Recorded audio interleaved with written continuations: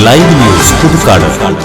June 26 ലോക ലഹരി വിരുദ്ധ ദിനത്തോടനുബന്ധിച്ച് പറപ്പൂക്കര ഗ്രാമപഞ്ചായത്തിന്റെ സഹകരണത്തോടെ ജനത UP സ്കൂളിലെ വിദ്യാർത്ഥികൾ ഫ്ലാഷ് മോബ് അവതരിപ്പിച്ചു.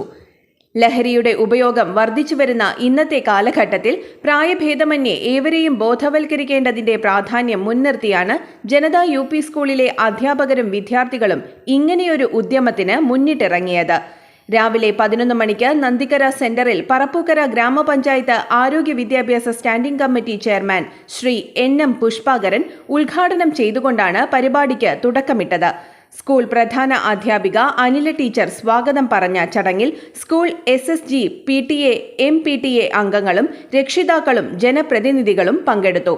Panchayat secretary G. Sabitha, staff secretary Athira teacher എന്നിവർ സംസാരിച്ചു.